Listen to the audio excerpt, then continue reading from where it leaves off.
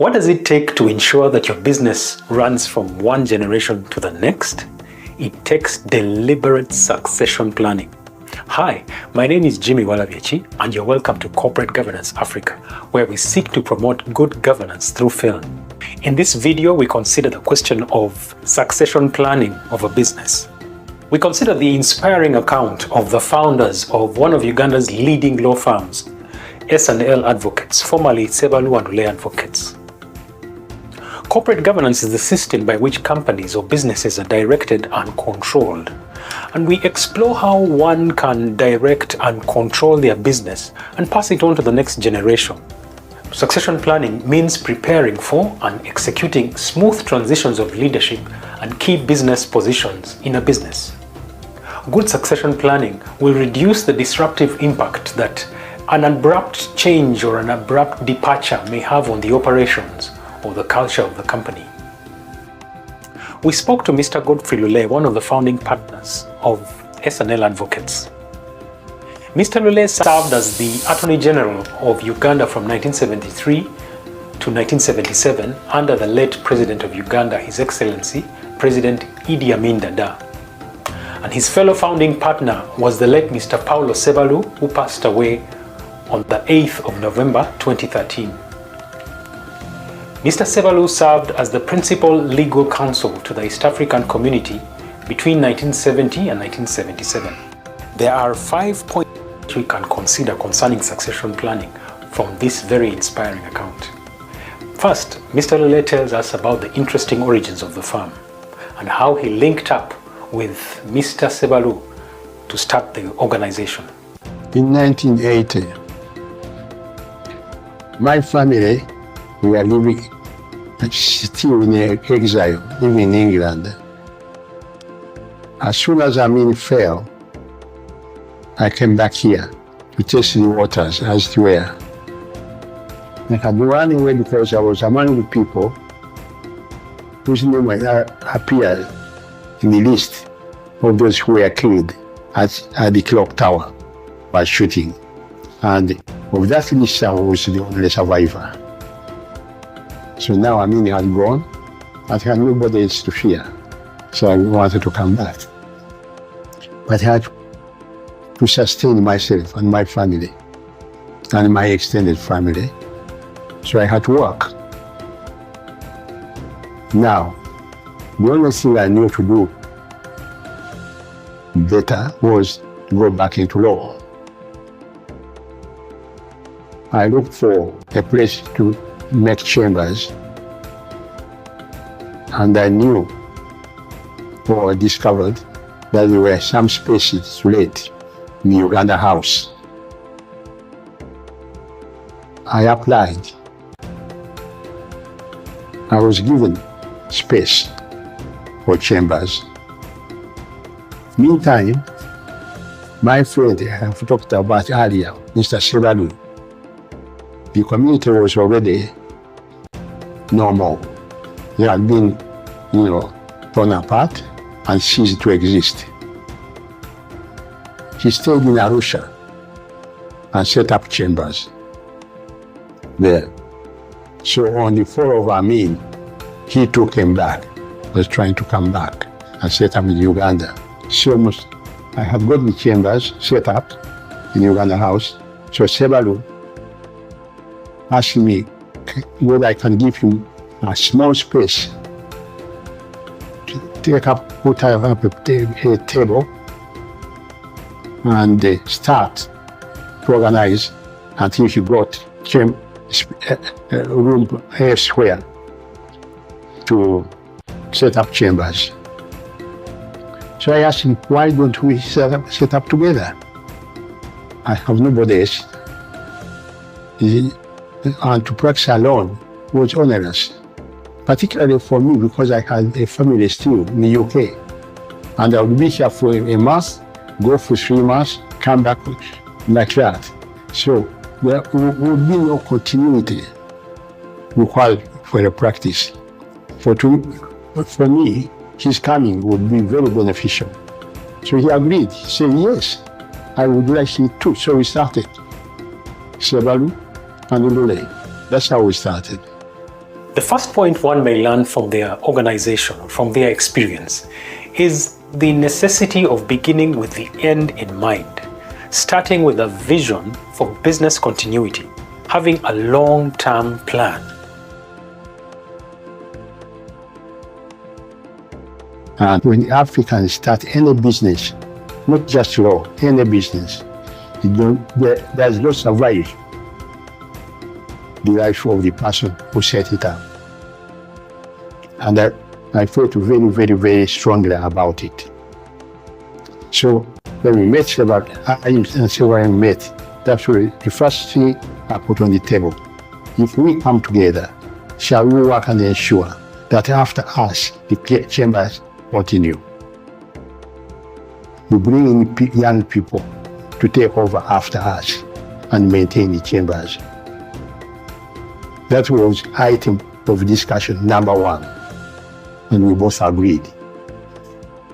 So we worked towards that. Despite the fact that the two lawyers were very competent and formed a very powerful business coalition, their beginnings were really, really tough. And this leads to the second point, which is that one ought to pay attention to the day-to-day affairs of the organization while keeping an eye on the future while dealing with the challenges of the organization.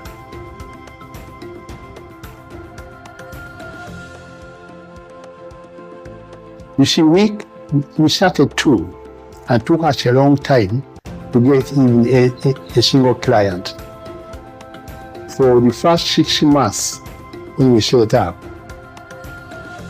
not a single person passed our door. And as we will be out on the streets, they said, you never get any work. Everything has been taken up. We will come to you. We persisted somehow. And luckily, a friend of mine came in. He wanted to set up certain companies, and he came to me and asked me to make him memoranda of association, which my specialized area. I did. That was the first client who came, started with. He left us, but eventually he died. But then we started getting clients. People who knew us and where we were started coming in, perhaps our advice, getting clients to us. The firm continued to thrive and to expand, and this brings us to the third point. They set the criteria which they wanted for lawyers to join their firm and be the potential successors to the business.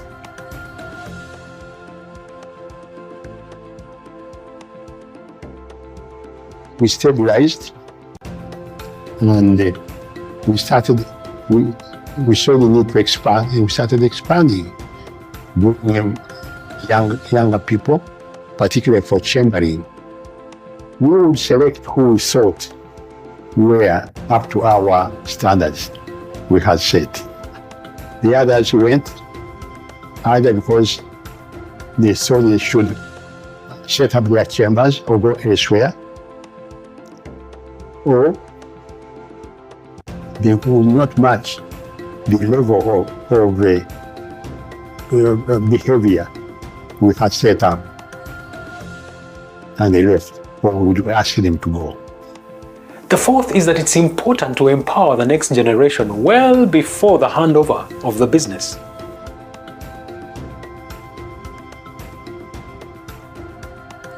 And some we could pick, we are good enough and they wanted to stay, and we picked. The young lawyers we had begun to trust in their competence and integrity and character. So we offered them to be junior partners. By now, they are the senior partners there.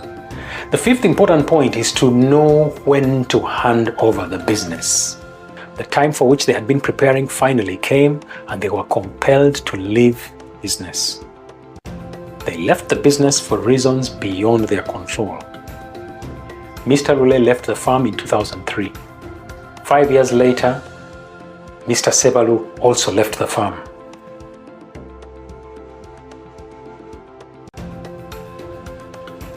I was obliged to leave due to my poor health. 5 years later, Mr. Sebalu also left. He had lost his sight. He could not carry on. But we had groomed young people and brought them in as partners. So when we left, the chambers continued, and they're still continuing today. It's interesting that even after they left the firm, the founding partners still had a relationship with the partners in the firm. We are working together in the sense that every time, if we have anything to ask, like no issue or that, they can come to me and say, okay, what's happened there? They regard me as a father. My friend Sebalu is gone, but they did after he left also, regard both of us as their father. One day, Standard Chartered Bank wanted to recognize the services we had given them. Both Sebalu and Lule, we had left. But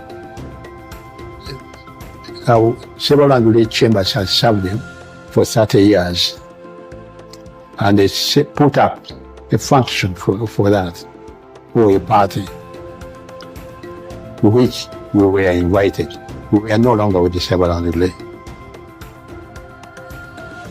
It was a big party, and they recognized us, and we were invited. And those managers of Standard Bank, they keep changing. But we said we wanted to know who is Sebalu and who is Lule. And the Sebalu and Lule attended the function as the guests of honor. We were touched that the chambers we were working on the principles we had set it up, that the young people had left, did not only carry the prestige of the chambers, but also expanded it. We started two. They had grown to, I think, about 20. We started in a rented place. They have set up a building of the chambers with the Persian L on it. So they made us very proud. And my friend Sebalu is dead. I'm alive. I've lived long. I'm still very proud. And they have never forgotten me up to now. That they treat me as a father. And I'm happy. Including those who came after us, who I did not know. We are always introduced to new lawyers they take on. This is Sebalu. I'm in Lule. The Sebalu are going to prepare a place for me. So it was much faster.